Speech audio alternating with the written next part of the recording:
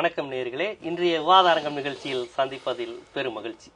இன்றைய விவாத அரங்கத்தில் நாம் எடுத்துக்கொண்டிருக்கின்ற தலைப்பு, அரசு அதிகாரிகள் மத விழாக்களில், மத பிரச்சார விழாக்களில் கலந்து கொள்ளலாமா, மத பிரச்சாரகராக செயல்படலாமா?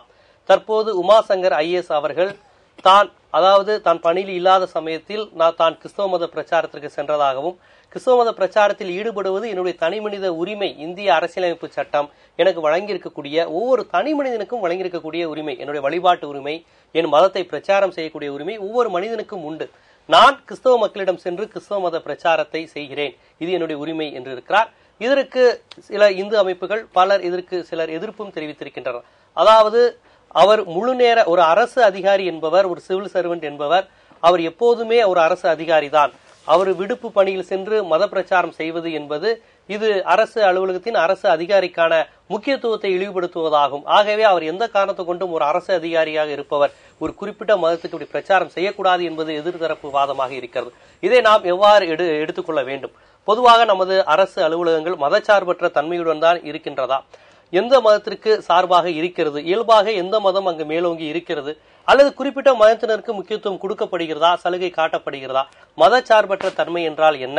எல்லா மதத்தையும் அரவணைத்து செல்வதா, அல்லது எந்த மத சார்பும் இல்லாமல் இருப்பதா? இதை நாம் எவ்வாறு புரிந்து கொள்வது என்பது குறித்தெல்லாம் இன்றைய விவாத அரங்கில் நமது அரங்கிற்கு வந்திருக்கக்கூடிய ஆளுமைகள் விவாதிக்க இருக்கிறார்கள். இந்த விவாதம் குறித்து விரிவாக பேசுவதற்காக சமூக சமத்துவ மக்கள் இயக்கத்தினுடைய தலைவரும் IAS அதிகாரியுமான சிவகாமி IAS அவர்கள் நமது விவாத அரங்கிற்கு வந்திருக்கிறார்கள். இந்து முன்னணி அமைப்பைச் சேர்ந்த முக்கிய பிரமுகர் இளங்கோவன் அவர்களும் இந்த விவாதம் குறித்து அவர் தரப்பு கருத்துக்களை எடுத்துரைக்க இருக்கிறார். காங்கிரஸ் கட்சியினுடைய மூத்த பிரமுகர் எர்னஸ்ட் பால் அவர்களும் இந்த விவாதம் குறித்து அவர் தரப்பு கருத்துக்களை எடுத்துரைக்க இருக்கிறார். திராவிடர் விடுதலை கழகத்தினுடைய பொதுச் செயலாளர் விடுதலை ராஜேந்திரன் அவர்களும் இந்த விவாதத்தில் கலந்து கொண்டு அவர் தரப்பு கருத்துக்களை தெரிவிக்க உள்ளார். இவர்களுடன் இணைந்துதான் இன்றைய விவாத அரங்கம் பயணிக்க இருக்கிறது.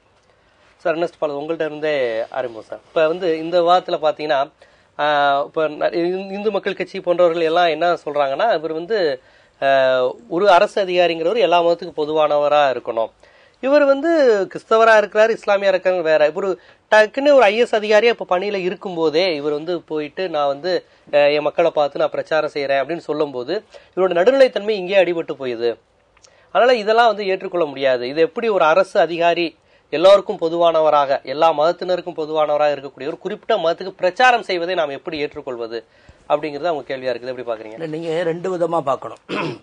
அரசு அதிகாரிக்கு முன்னாலே, அரசு அதிகாரிகளுக்கு பின்னாலேன்னு வேணா வச்சுக்கலாம். அவர் இன்னொரு மதத்தை தாழ்த்தி, தூற்றி, கேவலப்படுத்தி, அசிங்கப்படுத்தி, அதனால் மக்களுடைய மனதை துன்புறுத்துவது அவர் செய்தால் அது துரோகம், அது குற்றம், அது தவிர்க்க முடியாத குற்றம்.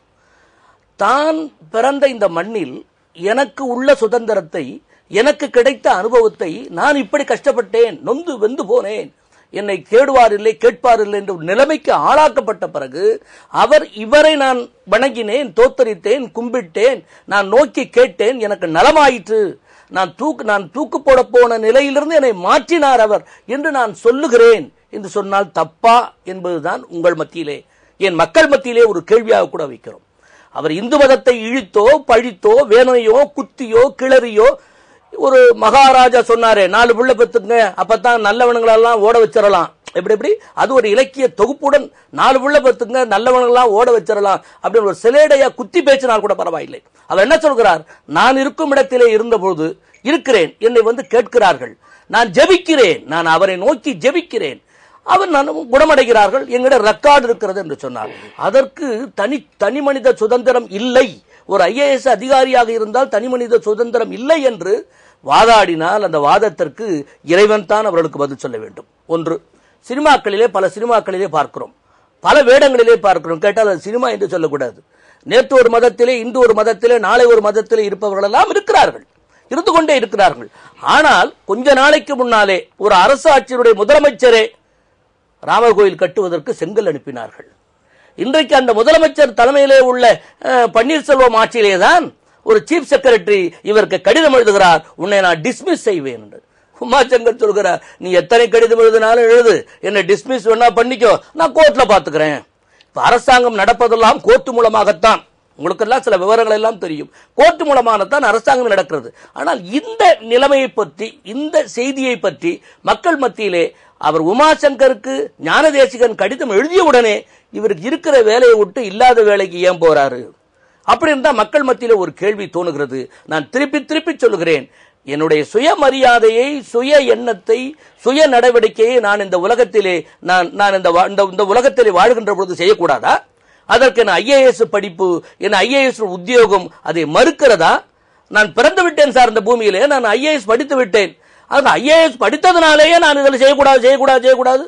அரசாங்க வேலையின் போது, அரசு பணியிலே இருந்த போது அரசு காரை பயன்படுத்தி அவர் மத பிரச்சாரம் செய்தால் கேட்டுக்கொள்ளலாம், அது தவறு என்று சொல்லலாம். அரசு பணியிலே நீங்க வேலையா போயிருக்கிறீங்க, இந்த இடத்துல வேலையில இருக்கிறப்போ இந்த இடத்துல நீங்க இந்த கவர்மெண்ட் வேலையை பார்த்துக்கிட்டு நீ இது பண்ணது தப்பு. அது யாராக இருந்தாலும் யார் செய்தாலும் தப்பு தான்.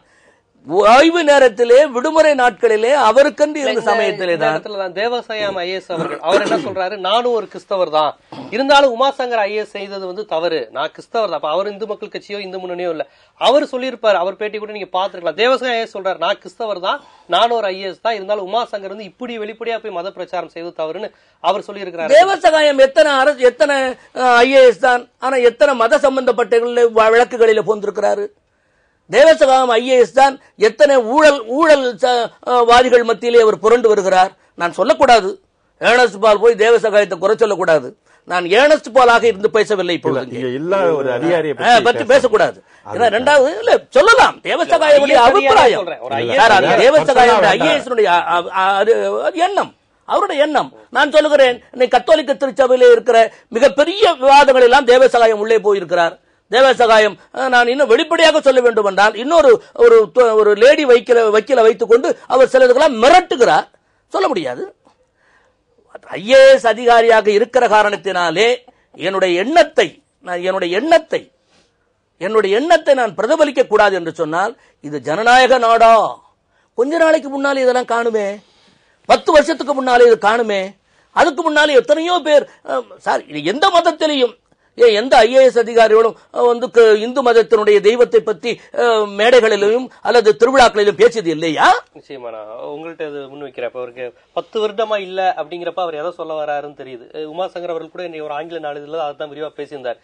இது பிஜேபி ஆட்சி வந்த உடனே தான் நடக்குது, நான் இத்தனை வருஷமா அதை பேசிட்டு தானே இருக்கிறேன், இவ்வளவு நாள். அவர் என்ன சொல்றாரு, ஏதோ நேத்து நீங்க கண்டுபிடிச்ச மாதிரி சொல்றீங்க, இதுல நான் என்ன மறுக்க இருக்கு, நான் இப்படிதான் நான் தொடர்ந்து பிரச்சாரம் செய்யறது, பேசுறது, நான் இது பண்ணதை ஏடிஎம்கே டிஎம்கே காங்கிரஸ் செஞ்சுட்டு வரேன். இப்ப பிஜேபி ஆட்சி வந்ததுக்கு அப்புறம் தான் மிரட்டல் வருது. அது மட்டும் இல்ல, 2 நாட்களுக்கு முன்னால் இந்து முன்னணின்னு தான் சொல்லியிருக்கிறாரு. இந்து முன்னணியினர் அவரோட காரை தாக்கி நீங்க இந்து முன்னணியினர் உடைச்சிருக்கிறாங்க, ஒரு பெரிய பாறை மாதிரி கல்லு வந்தது, நான் இந்த மாதிரி நான் தப்பிச்சிருக்கேன், உயிர் தப்பிச்சிருக்கேன், இதையெல்லாம் அவங்க செஞ்சிருக்கிறாங்க, இவ்வளவு மிரட்டலும் செஞ்சிருக்காங்க. இந்த குற்றச்சாட்டுல நீ எப்படி பாக்குறீங்க? அதாவது ஏதோ ஒரு இன்னைக்குதான் இந்த பிரச்சனையை இந்து முன்னணி எழுப்புகிறதுன்னு இல்லை, கடந்த 7 வருஷமா இந்து முன்னணி இந்த பிரச்சனையை கையில் எடுத்திருக்கு. தமிழ்நாட்டில் தூத்துக்குடி மாவட்டம், திருநெல்வேலி மாவட்டம், கன்னியாகுமரி மாவட்டம், வேலூர் மாவட்டம், சென்னைக்கு அருகாமையில் இருக்கக்கூடிய திருவள்ளூர் மாவட்டம், இந்த எல்லா மாவட்டங்கள்லயும் ஆகஸ்ட் 15ஆம் தேதி கூட அவர் போய் அங்க பிரச்சாரம் பண்றாரு. அப்ப அவர் ஆகஸ்ட் 15ஆம் தேதி ஒரு அரசு அதிகாரி, அதுவும் இந்திய குடியுரிமை பணியில இருக்கக்கூடியவர், அவர் அரசாங்க வேலையில 24/7 முழு நேரமும் அரசு அதிகாரியா தான் இருப்பார், ஐஏஎஸ் அதிகாரியா தான் இருப்பார். அப்படிப்பட்ட ஒருத்தர் இந்து மதத்திற்கு எதிரான கருத்துக்களை சொல்லும் பொழுதுதான் அங்க பிரச்சனையை உருவாக்குது. இவர் எந்த இடங்கள்லாம் கடந்த 20 இடங்கள்ல அதுக்கான ஆதாரங்கள் இருக்கு, கடந்த 20 இடங்கள்ல கூட்டங்கள் நடத்தியிருக்காரு. அந்த 20 இடங்கள்லயும் இந்து முன்னணி எதிராக நாங்க இவர் வர்றதை கண்டிச்சிருக்கின்றோம். அவர் ஏன் பேசுற அப்படின்னா, இயேசு மட்டுமே கடவுள், அவரோட தெளிவான இதுல அவர் பேசின விஷயங்கள் இயேசு மட்டுமே கடவுள், மற்றதெல்லாம் கடவுள் இல்ல, ஆகையினால வணங்கக்கூடியது இயேசு மட்டுமே வணங்கணும் அப்படியெல்லாம் சொல்லி அவர் பேசுறதுனாலதான் ஒரு ஐஏஎஸ் அதிகாரி, அரசு பணியில இருக்கக்கூடியவர், அவர் விருப்பப்பட்ட நேரடியா இதெல்லாம் ரிசைன் பண்ணிட்டு முழு நேரமா அரசியல் பாஸ்டராவோ அந்த மாதிரி பிரச்சாரம் பணியில இருக்கக்கூடியவர் பொதுவான ஒருவராகத்தான் இருக்கணுமே தவிர, நான் என்ன கேட்கிறேங்க, இன்னைக்கு இவர் சொல்றாரு ஒரு அரசு அதிகாரி, ஐஏஎஸ் படிச்சவர், அதனால இவளை கூப்பிட்டு அங்க பிரச்சாரம் பண்றதுக்கு கூப்பிடுறாங்க, மத பிரச்சாரத்துக்கு, மதமாற்ற கூட்டத்துக்கு போறாரு, இவரும் பண்றாரு. இதே மாதிரி தமிழ்நாட்டில் இருக்கக்கூடிய எல்லா ஐஏஎஸ் அதிகாரிகள், ஹிந்து ஐஏஎஸ் அதிகாரிகள், ஹிந்து அரசு அதிகாரிகள், இவங்க எல்லாரும் நாங்களும் ஓய்வு நேரத்துல மத பிரச்சாரம் பண்றோம் அப்படின்னு கிளம்பி போனா என்ன நடக்கும், என்ன நிலைமை ஏற்படும் தமிழ்நாட்டுல?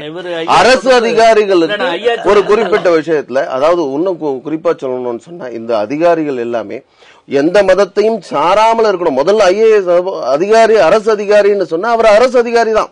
மதம் என்பது தனிப்பட்ட விஷயம், அவர் அவருக்குள்ள வச்சுக்கணும். எந்த அதிகாரியும், எந்த இந்து அதிகாரியும் இருக்கிற வரையும் அவர் வந்து அந்த மத பிரச்சாரத்துக்கு போகக்கூடாது, மதமாற்ற கூட்டத்துக்கு போகக்கூடாதுன்னு தான் நாம சொல்றோம். அதாவது நீங்க கோவிலுக்கு சர்ச்சுக்கு போங்க, யாரும் கேட்க போறது இல்ல. நீங்க போய் அங்க போய் ப்ரே பண்ணுங்க, அதை பத்தி பேச்சே கிடையாது. அது உங்களுடைய தனி மனித உரிமை. நீங்க இப்ப எந்த கடவுளை வழிபடணும், எப்படி வழிபடணும், அதெல்லாம் உங்க உரிமை.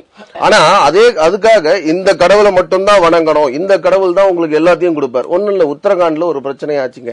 மிகப்பெரிய நிலச்சரிவு, பெரிய வெள்ளம். இந்த வெள்ளம் வர்றதுன்னா அது முடிஞ்சு ஒரு வாரம் பொறுத்து ஒரு பத்திரிகையில ஒரு பேட்டி கொடுக்கிறார்.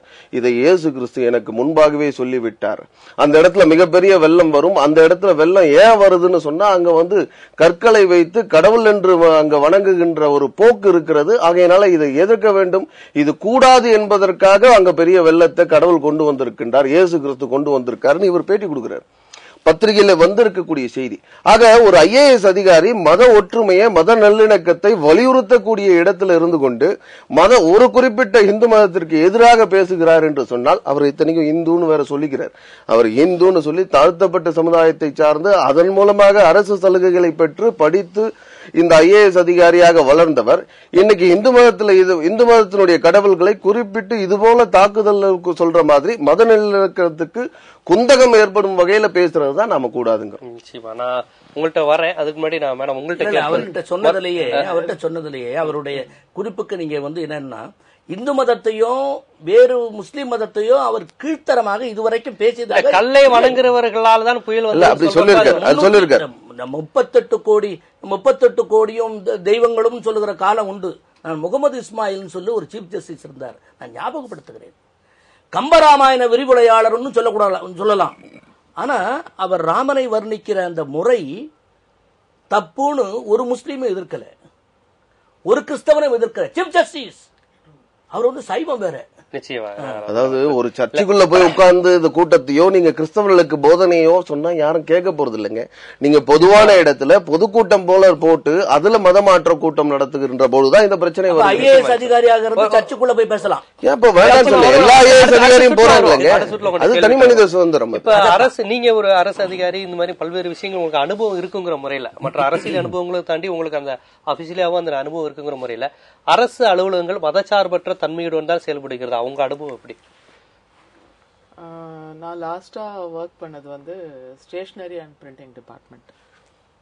அந்த டிபார்ட்மெண்ட்ல பாத்தீங்கன்னா அரசு அலுவலர்கள்லாம் சேர்ந்து அந்த கேம்பஸ்ல இருக்கிற ஒரு ஆலமரத்துக்கடியில பிள்ளையார் கோயிலை கட்டி வெள்ளிக்கிழமை அங்க படையல் போட்டு பிரசாதம் பண்ணி ஆபீசர்ஸுக்கு எல்லாம் கொடுக்கறது, ஸ்பெஷல் பர்மிஷன் வாங்கிக்கிறது, 1 ஹவருக்கு மேல அங்கேயே சுத்திட்டு இருக்கிறது, இந்த மாதிரி வேலையெல்லாம் பார்த்தேன். நான் அதை கண்டிக்கல, ஏன்னா அது ஒரு சென்சிட்டிவான ஒரு விஷயம் அப்படிங்கறதுனால வேலை கொஞ்சம் சரியா பண்ணணும் அப்படின்னுட்டு. இன்னொன்னு வந்து அதை பேசுறதுனால எந்த அர்த்தமும் இல்லை, ஏன்னா எல்லா அலுவலகங்களுமே இதே மாதிரியான ஒரு அரசு அலுவலகத்திலும் நடைபெறுது. முக்கால்வாசி அலுவலகங்கள்ல இந்த மாதிரி வெள்ளிக்கிழமை பூஜை, அந்த மாதிரி விரதங்கள் அதெல்லாம் அனுஷ்டிச்சு பண்றதெல்லாம் இருக்கு.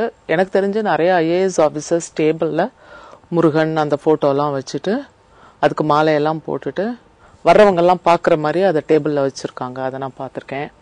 அப்புறம் சில பேர் வந்து ஃபைல்ல எழுதும் போதே ஊ போட்டு எழுதுவாங்க, அப்புறமா வந்துட்டு ஓம் போட்டு எழுதுவாங்க. இன்னொன்னு பாத்தீங்கன்னா இலக்கிய ஆர்வம்னு சொல்லி கம்பராமாயணத்தை எடுத்துட்டு அதுல உள்ள மறைமுகமான ஒரு பிரச்சாரத்துல தமிழ் மன்றங்கள், இதுல வந்துட்டு பழந்தமிழ் இலக்கியங்கள், தேவாரம், திருவாசகம், அப்புறமா வந்து மனப்பாடம் படிச்சு ஒப்பிக்கிற மார்கழி மாச பாடல்கள், இதுல எல்லாமே ஆன்மீகத்தை மறைமுகமா கலந்து பிரச்சாரம். பெரும்பாலுமே அது மாதிரி கிறிஸ்துமஸ் கேரல்ஸ் எல்லாம் யாருமே ஆபீஸ்ல பண்றதுல அந்த மாதிரியான விஷயங்கள் ஜாஸ்தி இருக்கிறதுல மேபி அவங்க சிறுபான்மையினா இருக்கிறதும் ஒரு காரணம்.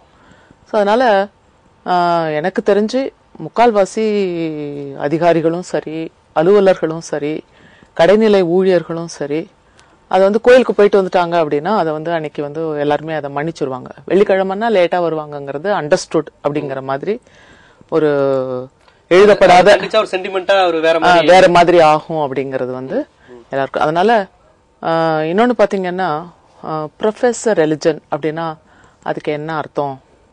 நீங்க நம்புறீங்க, இப்ப நீங்க நம்புறத வந்து பகிர்ந்துக்கிறீங்கிற 2 அர்த்தங்களையும் அது உள்ளடக்கிதான் இருக்கு. நிறைய பேர் வந்து நடமாடும் எக்ஸிபிஷன், இந்து மத எக்ஸிபிஷனாவே இருப்பாங்க. சபரிமலைக்கு மாலை போட்டுட்டு கருப்பு வேட்டி கட்டிட்டு காலில் செருப்பு போடாம தாடி வளர்த்துட்டு சந்தன புட்டு வச்சுட்டு இருக்கிற ஐஏஎஸ் அதிகாரியும் ஒருத்தர் இருந்தாரு. இருந்தாரு சிவகுமார்னு இருந்தாரு. சிவகுமார்னு இருந்தாரு. நிறைய பேர் சுந்தரமூர்த்தி இவங்கெல்லாம் நிறைய பாத்திருக்கேன் நானு. இப்போதைக்கு ஞாபகம் இல்ல.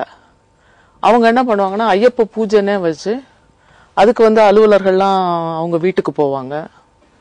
சோ அரசு அலுவலர்களையே கொண்டு போய் அங்க வச்சு பிரச்சாரம் எல்லாம் பண்றதெல்லாம் பார்த்துருக்கேன். சேர்ந்து மலைக்கு போறதுக்கான திட்டங்கள் இதெல்லாம் தீட்டுவாங்க.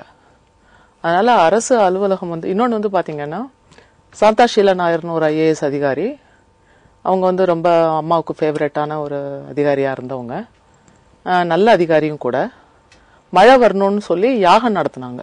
இது வந்து அரசு சார்பே, மாநில அரசே. அது பேப்பர்ல எல்லாம் வந்ததே. நான் வந்து புதிதான செய்தி இல்ல.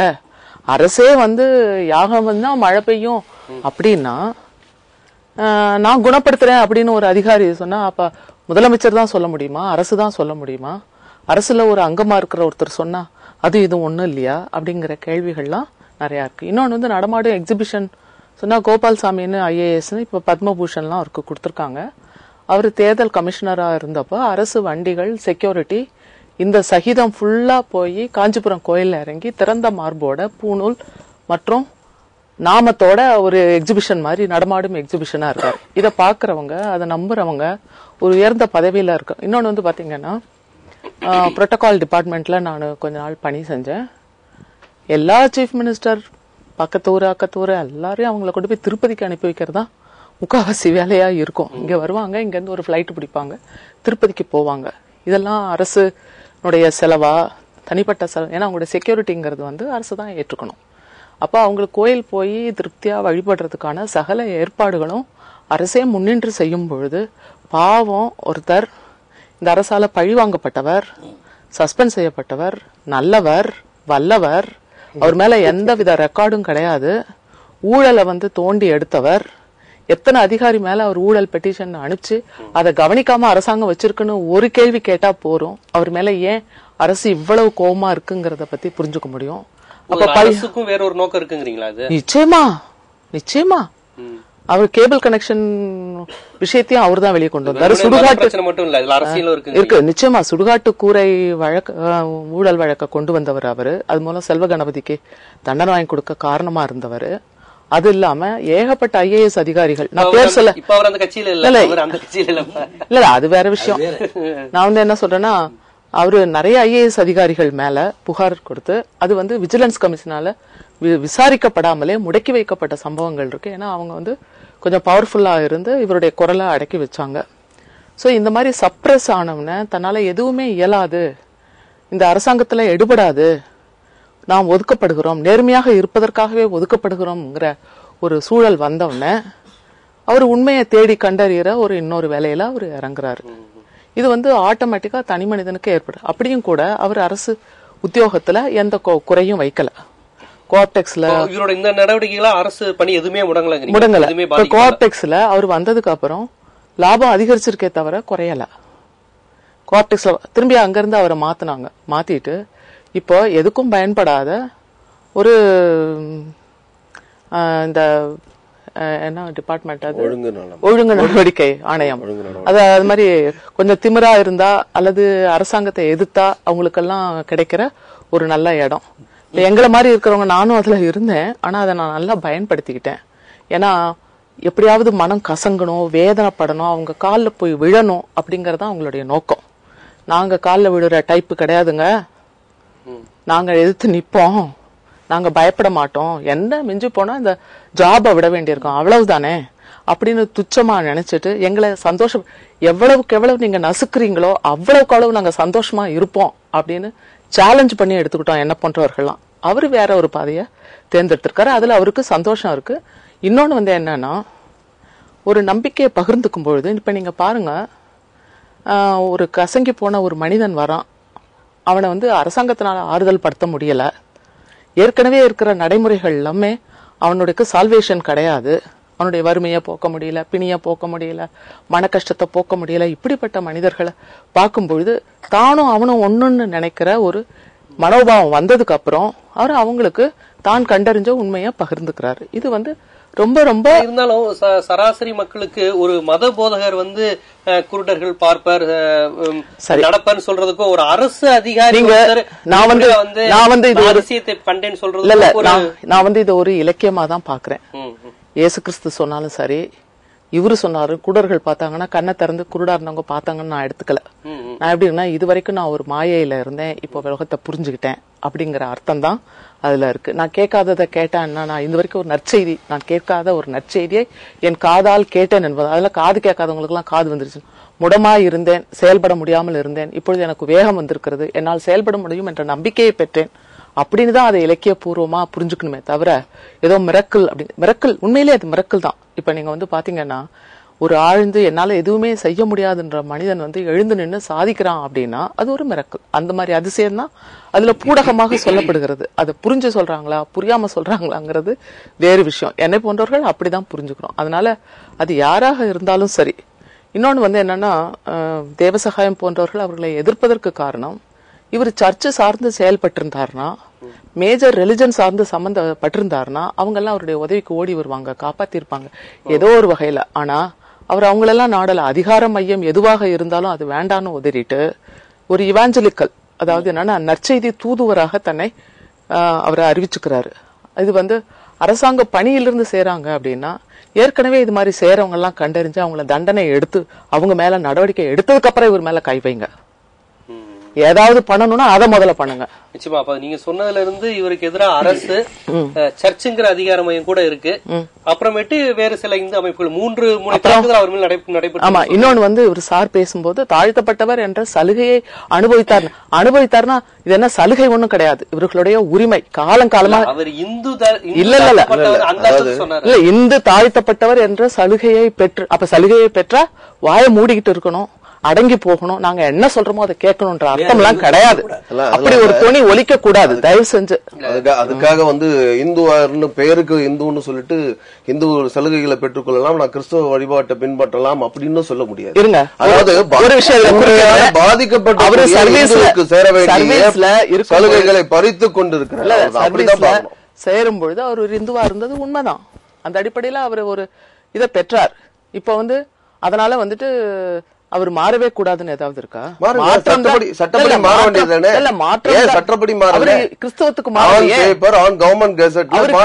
அவர் கிறிஸ்தவத்துக்குன்னு சொல்லலையே வந்திருக்கு. ஆனா அவர் சர்டிபிகேட் படி மாறலங்கறாங்க. சர்டிபிகேட் படி மாறல. நீங்க ஏன் மாறாம இருக்கீங்க? நீங்க ஏன் அவரை மாற வைக்கிறதுல அவ்வளவு ஆர்வமா இருக்கீங்க? அவரே விருப்பப்படாத போது அவருடைய தன்மனித விருப்பம். அதாங்க அவர் வேலை போயிடுமேங்கிற. பாராளுமன்றத்துல சமீபத்துல இப்ப ஒரு அறிக்கை வெளியிட்டாங்க, தலித் கிறிஸ்தவர்களுக்கு இடஒதுக்கீடு உண்டு. என்ன முன்னாடி ஒரு சுப்ரீம் கோர்ட் ஜட்ஜ்மெண்ட் இருந்தது, அதுக்கு எதிராக RSS தான் அதை தூக்கி பிடிச்சு அது வேண்டான்னு கூடாதுன்னு நிறுத்தினவங்க.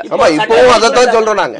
தலித் கிறிஸ்தவர்கள், தலித்னா இந்து மதத்துல தாங்க தாழ்த்தப்பட்டவர்கள் சொல்லி ஒரு காலத்துல தீண்டாமை, அந்த காரணத்தினாலதான் நாம வந்து தாழ்த்தப்பட்டவர்கள். கிறிஸ்தவத்துக்கு போயும் இல்ல, கிறிஸ்தவத்துக்கு போய் அங்கேயும் தாழ்த்தப்பட்ட நிலையில தான் வச்சிருக்காங்க, அங்கேயும் தீண்டத்தகாதவர்கள் நிலையில வச்சிருக்காங்க. குப்புசாமி, முனுசாமி, கோவிந்தசாமி ஒரே செயலில தான் இருக்கிறான். ஆரோக்கியசாமி, அந்தோன் சாமி, அற்புதசாமி ஒரே செயலில தான். இவன் அக்கா மகளை இவன் கட்டி இருக்கிறான், இவன் தங்கச்சி மகளை அவன் கட்டி இருக்கிறான். அவன் வந்து சலுகை பெற வேண்டியவன், இவங்க சலுகை பெறாத. இப்ப வந்து மேடம் வந்து பல்வேறு விஷயங்கள் சொன்னாங்க. இப்ப எந்த அளவுக்கு வந்து இவர் வந்து முழுமையா கிறிஸ்தவராகவும் இருந்து கொண்டார் அப்படிங்கிறதுக்கான ஆதாரத்தை சொன்னாங்க. அதுல தவறு இல்லாத உரிமைன்னு சொன்னாங்க. மேடம் வந்து இது ஒரு உதாரணம் சொல்றீங்க, என்னுடைய அனுபவத்துல உதாரணம் சொல்றேன்னு. இந்து மதத்தினுடைய அந்த செர்மனிஸ், அந்த சடங்குகளை எந்த அளவுக்கு இயல்பா நடைபெறுது, அது எந்த ஒரு கில்ட்டி கான்சியஸ் எல்லாம் கிடையாது, இயல்பா எல்லாரும் நடைபெறும், அதை யாருமே தப்பா நினைக்காத அளவுக்கு, நானே அதை பெரிய லெவலில் கண்டிச்சது இல்லைங்கிற அளவுக்கு அவங்க சொல்றாங்க. அப்ப அரசு அலுவலகங்களும் இப்படிதான் செயல்படுதா, இல்ல இது இவங்க செய்யறதுனால இப்ப இவர் செய்யறது ஒன்னும் பெரிய தப்பு இல்ல, இதை கண்டிச்சுட்டு அதை கண்டிங்க அப்படிங்கிற மாதிரியான விஷயத்தை நீங்க எப்படி பாக்குறீங்க? அரசு அலுவலகங்கள் இப்படிதான் இருக்கணுமா, ஒரு அரசு அதிகாரி எப்படி இருக்கணும்? மேடம் சொன்னது வந்து 100% உண்மை. இங்க இருக்கிற அரசு அலுவலகங்கள், காவல்துறை உட்பட எல்லாமே வந்து ஒரு இந்து மதத்தினுடைய ஒரு நிறுவனங்களாக தான் செயல்படுது. நீங்க சாதாரண ஒரு காவல்துறைக்கு போய் பார்த்தாவே அங்க மாட்டியிருக்கிற புகைப்படங்களை பார்த்தாவே உங்களுக்கு தெரியும். இத்தனைக்கும் அரசாங்கம் வந்து இப்படிப்பட்ட படங்கள்லாம் வந்து மாட்டக்கூடாதுன்னு சொல்லி அரசாங்கத்தினுடைய ஜியோக்கள் போடப்பட்டது. தமிழ்நாடு அரசாங்கமும் போட்டிருக்கு. மத்தியில வாஜ்பாய் வந்து பிரைம் மினிஸ்டரா இருக்கிறப்ப மத்தியில் இருக்கின்ற உள்துறை அமைச்சகத்தின் சார்பாக கூட எல்லா மாநிலங்களுக்கும் பிஜேபி பீரியட்ல வந்திருக்கு. ஏன்னா வந்து ஒரு கம்யூனல் ஹார்மோனியை வந்து இது பண்றதுனால எந்த அலுவலகத்திலும் இப்படி இருக்கக்கூடாதுன்னு சொல்லி அவங்களே போட்டிருக்கிறாங்க. ஆனா அப்ப எல்லா அலுவலகத்திலும் வந்து அது மாதிரி தான் இருக்கு. எல்லா அதிகாரிகளும் அது ஒரு இயல்பான போக்கா போயிடுச்சு. ஏன்னா அவங்க ஒரு மதத்தை பேசுவது அப்படிங்கிறது இயல்பான போக்கா போயிட்டு இருக்கு. இருந்தாலும் இந்த விஷயத்துல என்னுடைய நிலையை நான் வந்து கொஞ்சம் கிளியர் பண்ண வேண்டியிருக்கு. உமாசங்கர் வந்து ஒரு மிகச்சிறந்த ஒரு நேர்மையான அதிகாரி. அதுல வந்து நோ டவுட். கடுமையாக எல்லா அரசு அமைப்புகள் அது அங்கே விட்டு போராடினார். அதுலயே ஒன்றும் சந்தேகம் இல்லை.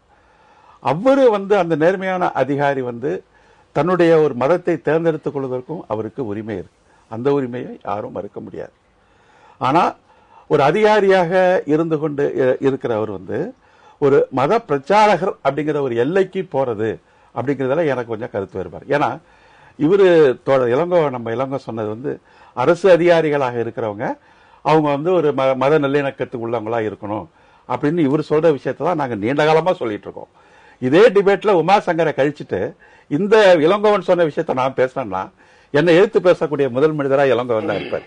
அவரு அப்ப என்ன அவர் பேசுவார் இளங்கோ அப்படின்னு சொன்னார்னா அவரு வைக்கிற ஆர்குமெண்ட் என்ன இருக்குன்னு சொன்னா இது இந்துக்களுடைய ஒரு தேசம், இது பெரும்பான்மை மக்களுக்கான ஒரு தேசம், அப்ப இந்த தேசத்துல வந்து இது கும்பிடாம வேற எங்க போய் கும்பிட முடியும் அப்படிங்கிற ஒரு ஆர்குமெண்ட் அவர் வைப்பார்.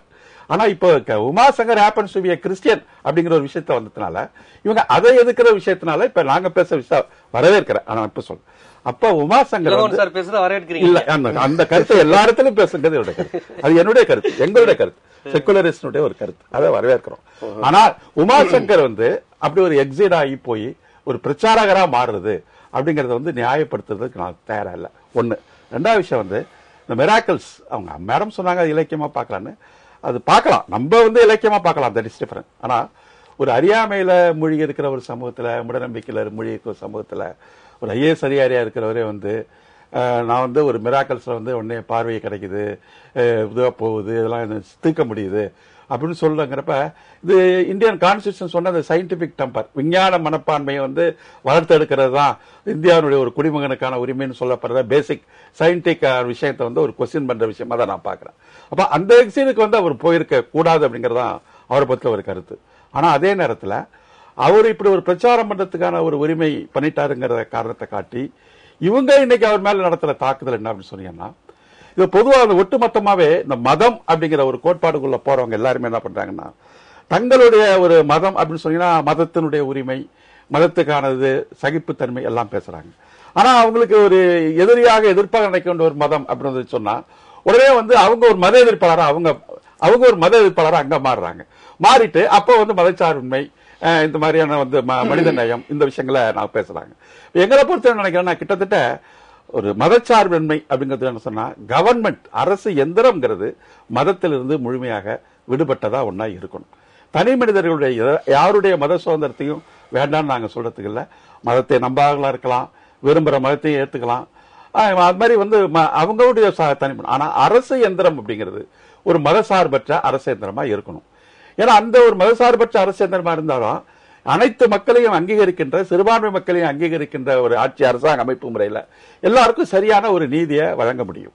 ஆனா உமாசங்கர் விஷயத்தை இதுல பொறுத்தவரையும் என்ன நடந்திருக்குன்னு சொன்னா நாகர்கோவில் நடந்த விஷயத்துல உமாசங்கர் பேச போனது. உமாசங்கர் வந்து அப்படி முழுநேர பிரச்சாரம் அப்படிங்கறத நான் ஏத்துக்கல. ஆனா இங்க நாகர்கோவில் என்ன நடந்திருக்குன்னு சொன்னா அவர் ஒரு வீட்டுக்குள்ளதான் அந்த பிரச்சாரத்தை நடத்திருக்காரு. வீட்டுக்குள்ள ஒரு இல்லத்துக்குள்ள நடத்துகின்ற ஒரு நிகழ்ச்சியை 100 பேர் பேசுற நிகழ்ச்சியை வந்து அங்க அந்த கன்னியாகுமரி மாவட்டத்துல அந்த ஏற்கனவே ஒரு போலரைசேஷன் இருக்கு. அந்த போலரைசேஷன் வந்து ஒரு இந்து இந்த வர்சஸ் அப்படிங்கிற கிறிஸ்டியன் அவங்க ஸ்ட்ராங்கா இருக்கிற பொசிஷன்ல அவங்க என்ன பண்றாங்கன்னா இந்த மாதிரியான ஒரு பிரச்சாரத்தை இங்க நடக்க விடக்கூடாது அப்படின்னு சொல்லி அவங்க வந்து இவருக்கு எதிர்ப்பாக ஒரு கலவரத்தை உண்டாக்கி ஒரு பாதியில அந்த இடத்தை நிறுத்திட்டு அப்புறம் போலீஸ் காவல்துறை அதிகாரிகளே அங்க போய் அதை நிறுத்துன்னு அவங்க சொல்லி அப்புறம் வந்து அவருக்கு பாதுகாப்பு இல்லாம அவர் போறப்ப அவரால் கல்லால் அடிச்சு அவர் சொல்லியிருக்காரு எனக்கு 3 முறை எனக்கு வந்து ஒரு கொலை முயற்சி இது நடந்திருக்கு அப்படின்னு அவர் வந்து உறுதியா சொல்றாரு. அப்ப ஒரு நீங்க நான் என்ன சொல்றேன், இவங்க வந்து ஒரு இந்து மதத்துக்கான உரிமை வேணும், இந்து மதத்துக்கான பிரச்சாரம் வேணும். இப்ப தமிழ்நாடு அரசாங்கமே தமிழக முதலமைச்சர் ஜெயலலிதாவுடைய வழக்கு வந்து கர்நாடகா கோர்ட்ல வர்றப்ப தமிழக அரசனுடைய இந்து அறநிலையத்துறையை ஒரு சுற்றறிக்கையை போட்டு எல்லா இதுக்கும் என்ன ஆரம்பிச்சுன்னு சொன்னா, இந்து அறநிலையத்துறையின் சார்பாகவே ஜெயலலிதா வழக்கில் இருந்து அவருக்கு வந்து தண்டிக்க கூடாதுன்னு சொல்லி பிரார்த்தனை நடத்தப்பட்டுச்சு. ஆமா, அறநிலையத்துறையை உத்தரவு போட்டு அந்த விஷயத்தை நடத்துனுச்சு. அப்ப அரசே நடத்துது அந்த விஷயங்களை. அப்ப எத்தனை பேர் இன்னைக்கு ஒரு பெரிய மேல இருக்கிற பெரிய அதிகாரிகள் எல்லாம் கூட யாராவது சங்கராச்சாரிய மடத்துக்கு போலாம், சங்கராச்சாரி மேல உட்கார்ந்து இருப்பாரு, ஆனா அவங்க தரையில அவங்க உட்கார்ந்துட்டு தான் வராங்க.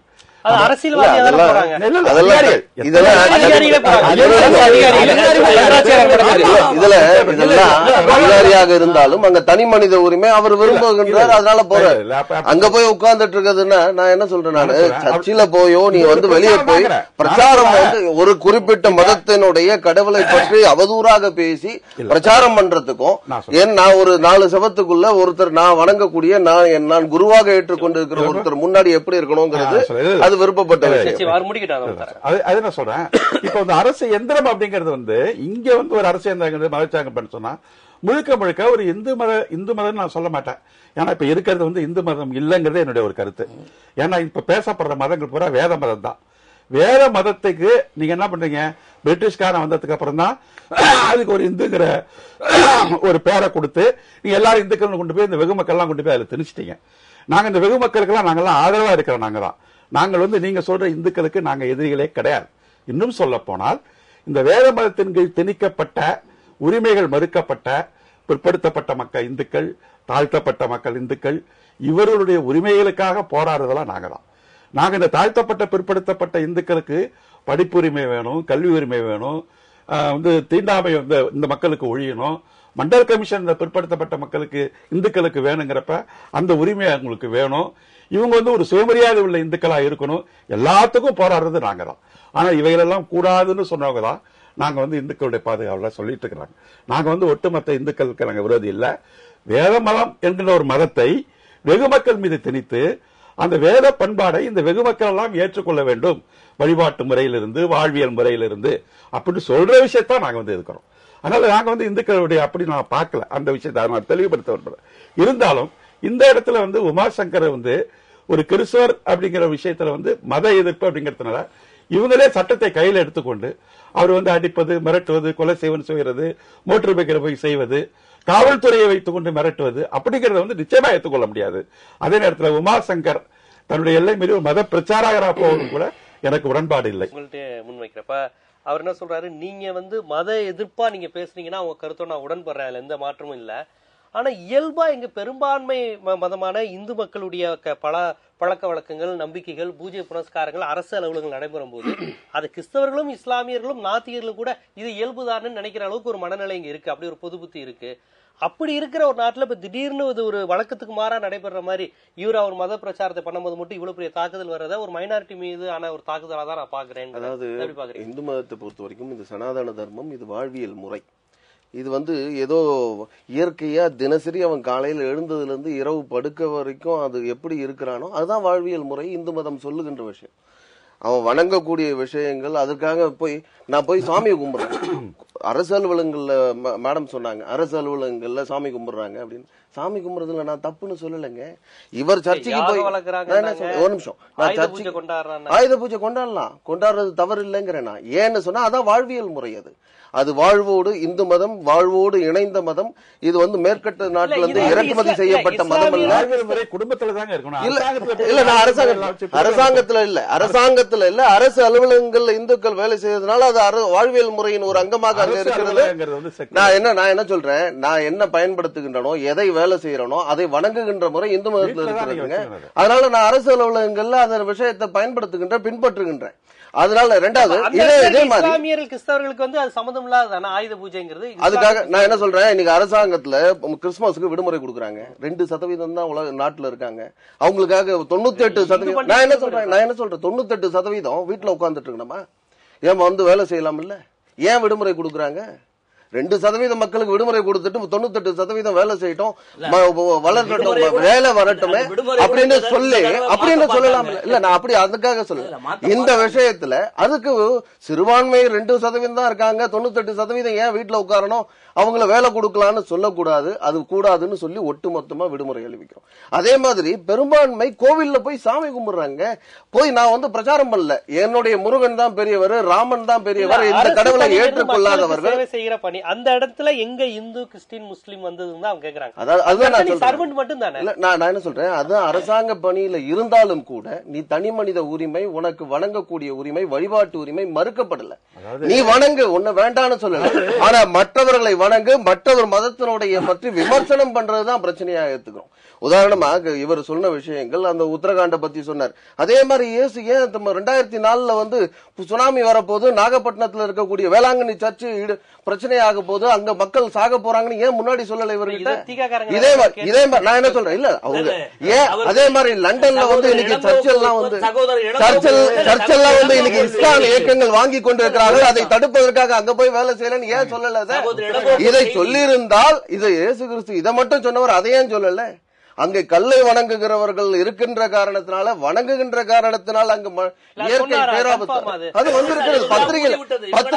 பத்திரிகையில வந்திருக்கக்கூடிய செய்திங்க, பத்திரிகையில ஒரு விஷயத்துல இல்ல, பத்திரிகையில வந்திருக்கிறது, தமிழக அரசியல் பத்திரிகையில வந்திருக்கிறது, ரிப்போர்ட்டர் பத்திரிகையில வந்திருக்கு.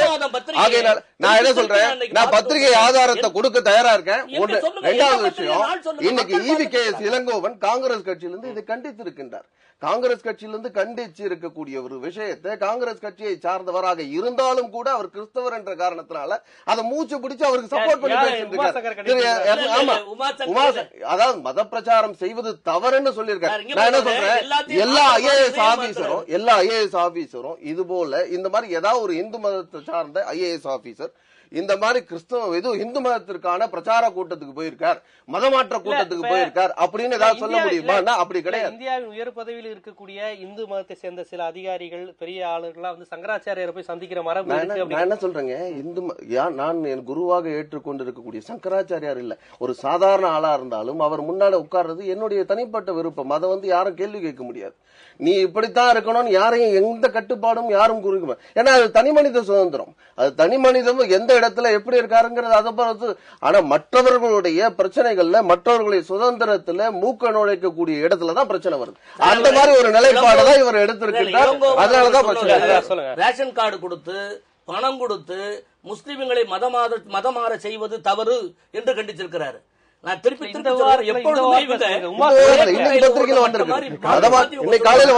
உமாசங்கர் அவரை பற்றி அவர் ஒன்றும் சொல்லவில்லை. நான் திருப்பி சொல்லுகிறேன், இன்னைக்கு தினமணி பத்திரிகையில் செய்தியா இருக்கு. திருப்பி சொல்லுகிறேன், அவர் சொன்னதை சொல்லுகிறேன். ஒரு மனிதன் அவன் உமாசங்கர் எல்லாரையும் கூப்பிட்டு நீங்க மதமாருங்கன்னு சொல்லல. அவர் இருக்கிற ரூமுக்கு யார் யார் அவர் தேடி வர்றாங்களோ, என் பெயரால் நான் ஜெபிக்கிறேன் என்று கேட்க ஜெபிங்கன்னு சொல்றாங்களோ அவரை தான் ஜெபிக்கிறாங்க. நான் ஏர்னஸ்ட் பால் என்ற முறையிலோ இல்ல துஷ்பிரயோகம், நான் திருப்பி சொல்லுகிறேன். கருத்துக்கு மாற்று கருத்து கொண்டவர் என்ற மாதிரி நாங்க அம்மா அருமையா கோடிட்டு காட்டினாங்க. எல்லா IAS அதிகாரிகள் வீட்டிலையும் வீட்டுல இருந்த பிரச்சனை, அலுவலகத்துல மிகப்பெரிய சாமி படங்களை வைத்து பூஜை போட்டு புனஸ்கரிக்கிறார்கள். பூஜை புனஸ்காரம் கிடையாது, தப்பு இல்லைன்னு சொல்றேன். நான் திருப்பி சொல்றேன், தப்பு இல்லை. அவங்க பேர்ல எந்த விதமான நோட்டீஸும் தாக்கியதும் இல்ல. இங்க இருந்து இவங்க ராமர் கோயில் கட்டுறதுக்கு செங்கல் அனுப்புனாங்களா, அதையெல்லாம் நாங்க தப்பு கூட, அவங்க இஷ்டம், அந்த அம்மா இஷ்டம், அந்த அவங்க இஷ்டம், அந்த அம்மா இஷ்டம் அனுப்புறாங்க. அப்புறம் தேக்க இல்லைன்னாங்க. RSS தலையீடின் காரணமாக இந்த ஒரு நல்ல அதிகாரி எந்த விதத்திலும் தண்டிக்க முடியாத ஒரு காரணமாக, அதோ ஒரு தலித் அதிகாரி என்ற ஒரு காரணத்தினால எப்படியாச்சும் அவர் வெளியே அனுப்பணும், இது மதம் மாற்றுறாரு அப்படின்னு ஒரு புதுசா கொண்டு வராங்க. 20 இடங்கள்ல அவருடைய பிரச்சார கூட்டம் நடந்திருக்கு. ஒரே இது சம்பந்தப்பட்டதுதான். 20 இடங்கள்ல பிரச்சார கூட்டம் நடந்திருக்கு. எல்லா இடங்கள்லயும் கிட்டத்தட்ட 14 இடங்கள்ல சட்டம் ஒழுங்கு பிரச்சனை வந்திருக்கு. இந்த சட்டம் ஒழுங்கு யாரால வந்தது? இவரால வந்திருக்கிறது. ஏன் வந்திருக்கிறது? இவரால வந்திருக்கிறது. இவர் பேசுகின்ற பேச்சினால வந்திருக்கிறது. இந்து மதத்தை குறை சொல்லி பேசுகின்ற காரணத்தினால வந்திருக்கிறது. அவர் சொன்ன விஷயத்தை அவர் சொன்னதை ரெக்கார்ட் பண்ணிருக்காங்க. ரெக்கார்ட் பண்ணி இந்த மாதிரி இந்து மதத்தை பத்தி, இந்து மத கடவுள்களை கல்லுது, அது வணங்கக்கூடாதுன்னு சொல்லி இருக்காரு. எந்த மதத்தை பத்தியும் பேசல. நான் பண்றது இடம் முழுக்க கிறிஸ்தவ மக்கள் மத்தியில கூட இல்ல. நான் என்ன சொல்றேன், அவர் சொல்றாருங்க. நான் என்ன சொல்றேன், ஒரு IAS அதிகாரி இவங்களும் இருக்காங்க. IAS அதிகாரி பத்திரிகையில இன்டர்வியூ கொடுக்கறதுக்கு முன்னாடி, டிவிக்கு இன்டர்வியூ கொடுக்கறதுக்கு முன்னாடி, பிஃபோர் இவர் ஒரு prior permission from the government he has to take. But எந்த அரசாங்கத்தை இன்னைக்கு கொடுத்த ஏதோ ஒரு டிவில கொடுத்திருக்கார், அந்த டிவில இவர் கொடுத்த பேட்டிக்கு ஏதாவது அனுமதி வாங்கியிருக்காரா? எந்த விதமான அனுமதியும் இல்லாம எல்லா விஷயத்தையும் நான் கிறிஸ்தவன், தலித் சமுதாயத்தை சார்ந்தவன் அப்படின்ற ஒரு அட்வான்டேஜ் எடுத்துக்கிட்டு இந்த மாதிரி அவர் விருப்பப்படி செய்து கொண்டிருக்கிறாரே தவிர அரசாங்கம் நடவடிக்கை எடுத்ததே ரொம்ப நேரம் ஒரு காலதாமதமான நடவடிக்கை. பேட்டிக்கு அனுமதி வாங்கியிருக்கணும். ஆமா, கண்டிப்பா. ஐயா, அம்மா கிட்ட கேளுங்க. அனுமதி இல்லாமல் பேச முடியாது. இது போன்ற விஷயங்கள் அவர் துறை சார்ந்த விஷயங்களை பேசலாங்கிறது வேற. இது போன்ற பொது விஷயங்களை பேசுகின்ற பொழுது தமிழக அரசு அந்த இந்த மாதிரி அவருக்கு ஒரு சுற்றறிக்கை அனுப்புனதுக்கு அப்புறம் தானே அவர் பேசினாரு. இல்லங்க, அது கூட சுற்றறிக்கை அனுப்புவது அவர் மீது ஒழுங்கு நடவடிக்கை சம்பந்தமான ஒரு சுற்றறிக்கை. அதற்கு கூட அவர் ஏதாவது இப்ப டிவியில பேட்டி கொடுக்கணும், ஏதாவது சம்பந்தப்பட்டது ஏதாவது சொல்லணும்னு சொன்னா அதற்கு முன் அனுமதி பெற வேண்டும் என்பது விதி. அப்படி அதெல்லாம் கேள்வி கேட்கலாம். முன்னாடி அவர்கிட்ட இதை பத்தி விளக்கம் கேட்டாங்களா? உமாசங்கர்ட்ட இப்படி உங்க மேல ஒரு கம்ப்ளைண்ட் வருது, அவர்கிட்ட விளக்க கேட்டதுக்கு நீங்க அவங்க ஆக்ஷன் எடுத்துக்கணும். அதாவது அதை பத்தி நீங்க தன்னிச்சா நீங்க செய்றீங்க. இல்ல இது விளக்கம் கேட்டாரான்னா இந்த மாதிரி தொடர்ந்து சட்டம் ஒழுங்கு பிரச்சனை வருகிறது. பல இடங்கள்ல அவர் மேல புகார் கொடுக்கப்படுகிறோம். ஒரு நிமிஷம் ஐயா, முடிச்சேன். அவர் மேல புகார் கொடுக்கிறோம். எந்த இடத்திலையும் அவர் மேல வழக்கு பதிவு செய்யல. மாற்று மதத்தை புண்படுத்தி இருக்காரு அப்படின்னு சொல்லி அதற்கு ஆதாரபூர்வமா அவர் பேசினது டேப்போட ரெக்கார்டு பண்ணி பல தாக்குதல்கள் நடக்கப்பட்டது. இது குறித்து இல்ல, இது அரசாங்கம் சரியான முறையில முன்னெச்சரிக்கையாக இதுக்கு முன்னாடி நடவடிக்கை எடுக்காத காரணத்தினால அங்க இருக்கக்கூடிய மக்கள் என்னுடைய கடவுளை பற்றி பேசின காரணத்தினால பொதுமக்கள் தான் சேர்ந்திருக்காங்க. கன்னியாகுமரி மாவட்டத்தில் நடந்தது. பஜ்ரங்கத்தள்ளும் பிஜேபியும் தானே. இல்ல, பஜ்ரங் தள்ளும் புதுசா சொல்லாதீங்க. அங்க செய்தது அந்த இடத்துல செய்தது அந்த இடத்துல செஞ்சது. ஆமா, அந்த இடத்துல பொதுமக்கள் யாருமே கையில எடுத்துக்கிறதே கிடையாது. இது எல்லாமே இந்த அமைப்புக்குள்ள தங்களை எதிர்படுத்திக் கொண்டிருக்கிறவங்க தான் இந்த வேலையை எடுத்து செய்யறாங்க. அதாவது பொதுமக்கள் ஆதரவு, இருங்க. நான் என்னோட கடவுளை பத்தி பேசுகின்ற பொழுது நான் பார்த்துட்டு சும்மா இருக்கணும் முடியுமா? அங்க ஒரு கலவரம் நடக்கும். உதாரணமா 1967 செய்தார் என்பதில் எங்க இந்து மதமோ இஸ்லாம் இயேசு அற்புதம் பண்ணாரு, அவர் என்ன பண்ணாருங்கிறத பத்தியே பிரச்சனை இல்லைங்க. இந்து மதத்தினுடைய நீங்க என்ன வேணா சொல்லுவீங்க. நான் என்ன சொல்றேன், இயேசு பண்ணது, இவர் சொன்ன விஷயங்கள், மிராக்கள் என்ன வேணா சொல்லிங்க. அதை பத்தி எல்லாம் நாங்க தலையிடவே இல்லை. நீங்க பொது இடத்துல ஒரு மத பிரச்சார கூட்டத்துல, மதமாற்ற கூட்டத்துல, மதமாற்றத்திற்கான கூட்டத்துல பேசும் பொழுதுதான் இது பிரச்சனையாகிறது. இல்ல, கன்னியாகுமரியில, திருநெல்வேலியில, கடையநல்லூர்ல, திருப்பூர்ல இவர் பேசுகின்ற எலாவூர், இங்க மீஞ்சூர் பக்கத்துல இருக்காங்களா? இல்ல, ஏன் இதுல அதாவது நான் என்ன சொல்றேங்க, ஒரு விஷயம் தேவையில்லாம ஒரு விஷயம் போடுவதற்காக பேசுறதுக்கு முன்னால நான் சொல்லிடுறேன்.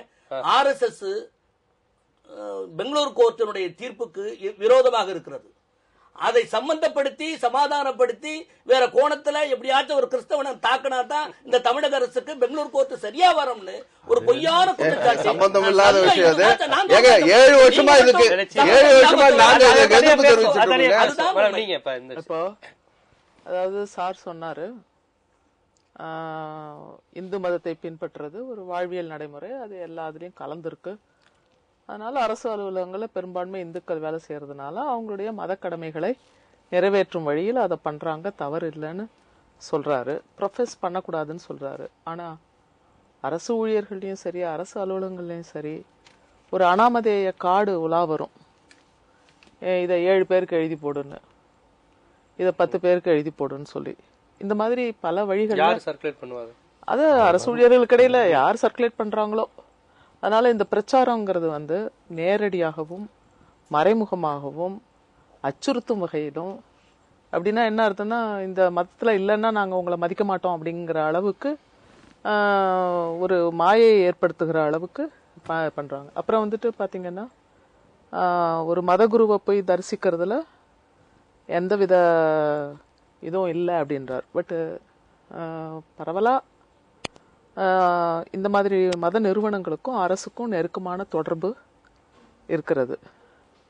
பல அதிகாரிகளினுடைய டிரான்ஸ்ஃபர் போஸ்டிங்ஸ் எல்லாம் கூட இப்படிப்பட்ட குருமார்கள் வழியாக பரிமாறிக்கிறது வந்து நிறைய பேருக்கு அப்படி ஒரு நோக்கம் இருக்கு, அப்படி ஒரு செய்தியும் இருக்கு.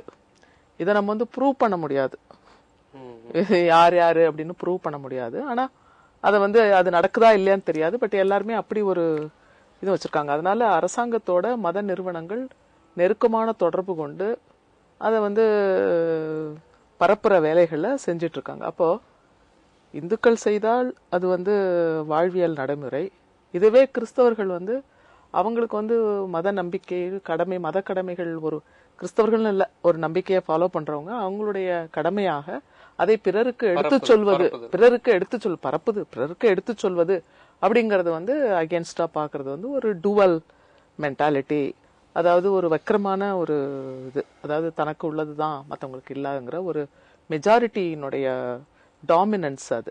ஸோ அதனால அதை நம்ம வந்து மேலும் மேலும் சர்ச்சைக்கு உள்ளாக்குறத வந்து இது பண்ணால நீங்க தெளிவா பார்க்க முடியுது. இப்ப என்ன சொல்றாங்கன்னா அரசு பண்ணட்டுங்கிறாரு. இப்ப அரசே வந்து ஒரு யாகம் நடத்தினா மழை பெய்யுங்கிற நம்பிக்கையை மக்கள் கிட்ட விதைக்கும் போது அப்புறம் கீழே இருக்கிறவங்க எல்லாருமே அதை வந்து ஃபாலோ பண்ணுவாங்க அப்படிங்கிற ஒரு சிறிய, அவங்களே ஒரு உதாரணமா இருக்கணும். அப்ப அவங்களுக்கு கீழே வேலை செய்யற அதிகாரிகள் மட்டும் எப்படி உதாரணம் இல்லாமல் இருக்கணும்னு எதிர்பார்க்கறாங்க? எப்படி அது ஒரு புரிந்து கொள்ள முடியாத ஒரு புதிராக தான் இருக்கு.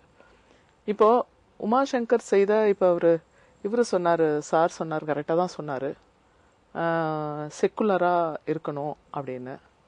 நான் வரவேற்கிறேன். ஒருவேளை ஒரு தீவிர பிரச்சாரகரா தன்னை உருமாற்றிக் கொள்வது அவருக்கு அளிக்கப்பட்ட வேலைப்பளு அதை குறித்த ஒரு விஷயமா இருக்குது அப்படிங்கிறது ஒரு விஷயமா இருந்தா கூட, நான் என்ன சொல்ல வரேன்னா, உமாசங்கர் வந்து தீவிர பிரச்சாரகரா இருக்கிறாரா இல்லையாங்கிறத விட்டுட்டு இது இப்பதான் ஆரம்பிக்குதா, இப்பதான் கண்ணுக்கு தெரியுதா? அப்ப இதுக்கு முன்னாடி நடந்ததெல்லாம் கேள்விக்கு உட்படுத்தாமல் இவரை மட்டும் தனிமைப்படுத்துவதனுடைய நோக்கம் என்ன? அவர் பிரச்சாரமே பண்ணிட்டு போட்டோம், தனிமைப்படுத்துவதனுடைய நோக்கம் என்ன? இப்படி தனிமைப்படுத்தக்கூடாது. அதுவும் ஊருக்கு இழைச்சவன் அப்படிங்கிற ஒரு பழமொழி இருக்கு. அதனால தேடி பிடிச்சு ஒரு தாழ்த்தப்பட்டவர் ஏன்னு கேட்டா இவங்களுக்கு வந்து ஒரு பயம் இருக்கு, அச்சம் இருக்கு. வசதி உங்களுக்கு ஒரு சிரிப்பா போகுது. இருங்க, வசதி இல்ல. இது வந்து சோசியல் இண்டிகேட்டர்ஸ் இருக்கு. இதை வந்து இக்னரன்ஸ் மூலமா வந்து அலட்சியப்படுத்தக்கூடாது. ஏன்னா இன்னைக்கு வந்து தாழ்த்தப்பட்டவர்கள் வந்து எந்த அளவுக்கு படிச்சிருக்காங்கிறது, எவ்வளவு இடைவெளி மற்றவங்களுக்கும் அவங்களுக்கும் சோசியல் எக்கனாமிக் இடைவெளி இருக்குறங்கிறத பாக்குறவங்க இதை வந்து சிரிக்க மாட்டாங்க, இதை வச்சு பேசுறாங்கன்னு ஏளனமா சொல்ல மாட்டாங்க. பட் உண்மை நிலவரைய புரிஞ்சுக்கிறதுக்கு கொஞ்சம் பெரிய மனசு வேணும்.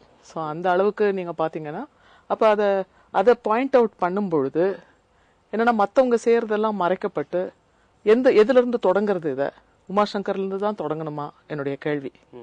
உமாசங்கர்ல இருந்து தான் தொடங்கணும் அப்படின்னா நீங்க தொடங்குங்க, தாராளமா தொடங்குங்க. ஆனா இது வந்து இவங்களுடைய அச்சம் காரணமா நடக்குது. ஏன்னா இவர் போற இடத்துல மக்கள் அவரை பின்பற்றணும்னு நினைக்கிறாங்க, நம்புறாங்க. அதனால வந்த பயம்தான் இப்ப அவர் மேல உள்ள நடவடிக்கை. இது அரசாங்கம் உறுதிப்படுத்துகிறதாங்கிறது என்னுடைய கேள்வி. அப்போ நீங்க இன்னமும் பாத்தீங்கன்னா அடித்தட்டு மக்களுக்கு ஆன்ம தேடலுக்கான வழிங்கிறது வந்து எவ்வளவுக்கு எவ்வளவு இன்னைக்கு பாத்தீங்கன்னா மேலை நாடுகள்ல கிறிஸ்தவம் ஏறக்குறைய அழிந்தே ஒழிந்து போச்சுன்னு சொல்லலாம்.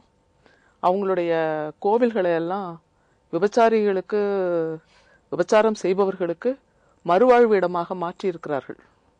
அனாதைகளுக்கு இப்ப அந்த 2 நாள் ஸ்டேக்கு வர்றது, அப்புறம் பெண்கள் வந்து வீட்டை விட்டு வெளியில வர்றவங்க கணவன் கிட்ட சண்டை போட்டிருக்காங்க, பெத்தவங்க கிட்ட போக முடியாது, கணவன் கிட்ட இருக்க முடியாது, டெம்பரரியா தங்குற இடமா பயன்படுத்தியிருக்காங்க. அப்போ வளர்ந்த நாடுகள்ல ஓரளவு இந்த மதத்தினுடைய மாயை குறைஞ்சிட்டு வருது. நான் அவருடைய கருத்தை தான் சொல்றேன். இப்ப மதத்தினுடைய மாயை குறையணும்னா உண்மையிலேயே அந்த மக்களை கை தூக்கி விடுங்க, ஈக்குவலா கொண்டு வாங்க. அதை செய்யறத விட்டுட்டு அவங்க மதத்தை பரப்புறாங்க, இதை பரப்புறாங்க, இதெல்லாம் வேஸ்ட்.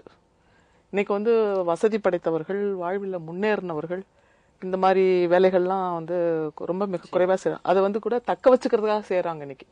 தங்களுடைய ஸ்டேட்டஸை தக்க வச்சுக்கிறதுக்காக மதத்தை பயன்படுத்துறவங்க தான் அதிகமே தவிர ஆன்மீக தேடல்னால மதத்துல இருக்கிறவங்க இறையியல்ங்கிறது ரொம்ப கம்மியா இருக்கு. நிச்சயமா. இப்ப இதுல வந்து ஒரு கிறிஸ்தவம் இஸ்லாம்ங்கிறத இது கிறிஸ்தவம் இந்துங்கிறத தாண்டி இதுல ஒரு சப்ரஸ்ட் கேஸ்ட் அப்படிங்கிற ஒரு விஷயமும் ஒரு விட்டல் ரோல் இருக்கு. சாரும் சொன்னாங்க, மேடம் சொல்றாங்க, அந்த விஷயம் ஒரு காரணமா ஒரு தலிதா இருக்கிறது. எப்பெல்லாம் வந்து இது போன்ற ஒரு தாழ்த்தப்பட்ட சமுதாயத்தை சார்ந்தவர் தவறு செய்கின்றார்னா உடனடியா அவர் தவறு மறைக்கப்பட்டு தாழ்த்தப்பட்டவர்ங்கிறது முன்னிறுத்தப்படுது. ஆனா துறை நிமித்தமா நேர்மையானவர்ங்கிற பேர் தானே அவர் பரவலா வாங்கியிருக்கிறாரு. அதனால அரசுகளால் பத்தாடப்பட்டிருக்காருங்கிற ஒரு புள்ளி விவரம் இருக்குல்ல. அதான் நான் என்ன சொல்றேன், ரெண்டாலையும் ஒரு விஷயம் நான் ஒரு விஷயத்துல நல்லது பண்றேங்க, இன்னொரு விஷயத்துல நான் அவர் ஏற்றுக்கொண்டிருக்கிற பணிக்கு நேர்மாறாக நடந்து கொண்டுகிறேன் அப்படின்னு சொன்னா தவறு தானே. அது சுட்டி காட்டுவது தவறு எப்படி தவறாக முடியும்? உதாரணமா 2G வழக்குல 2Gல ஸ்பெக்ட்ரம் ஊழல்ல ஆண்டிமுத்து ராஜா உடனே என்ன சொன்னாங்க, கலைஞர் என்ன சொன்னார், அவர் தாழ்த்தப்பட்ட சமுதாயத்தை சார்ந்தவர், அதனால அவர் மேல சொல்றேன். அதனால இவர்கள் எடுக்கக்கூடியவர்கள் என்ன தவறு செஞ்சாலும் தாழ்த்தப்பட்ட சமுதாயத்தை சார்ந்தவர்ங்கிற காரணத்தினாலதான் இவர் மேல நடவடிக்கை எடுக்கப்படுகிறதுங்கிறத அதை முன்னிறுத்துகிறார்களே தவிர அவர் என்ன தவறு செஞ்சிருக்கார், தவறுக்கான நடவடிக்கை என்ன. ஒரே ஒரு சிறிய குறுக்கீடு, இவருதான் அந்த ஐடென்டிட்டியை வெளிப்படுத்தினார், நாங்கெல்லாம் வெளிப்படுத்தல. இவர் ஆரம்பிச்சு வச்சதுக்கு அப்புறம் தான் அதை பற்றியான ஆர்குமெண்டே வருது. யார் ஆரம்பிச்சு வச்சது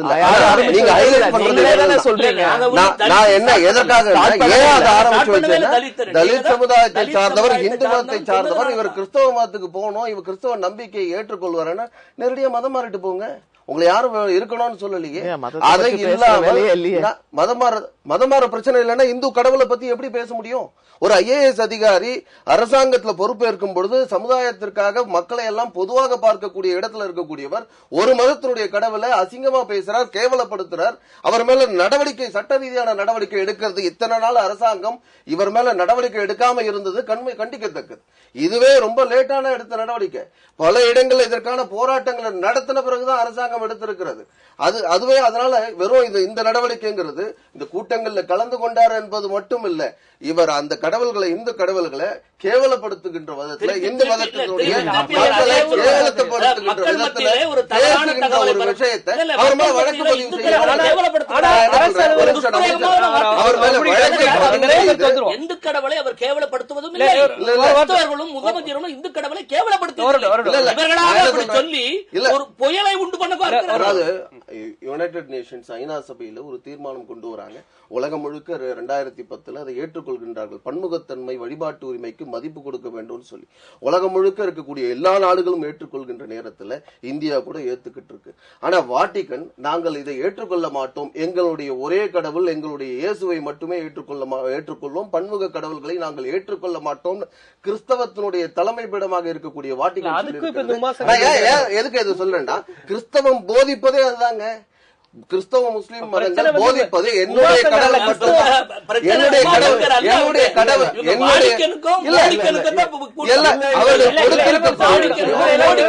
இல்ல. இப்ப இது வந்து மேடம் சொன்னாங்க, இப்ப அவங்க எல்லாம் அரசியல் சொல்றாங்க, மேடம் வந்து தன்னோட அனுபவத்துல சொன்னாங்க, எங்க என் கண்ணு முன்னாடி யாகம் நடத்தி இருக்கிறாங்க, சீட்டு கொடுக்குறாங்க, மழை பெய்யணும்னா இவரை வணங்கு அப்படின்னு சொல்லி இது பண்றாங்க, சபரிமலைக்கு அந்த விரதங்க அந்த முறைகளை அப்படியே வர்றாங்க.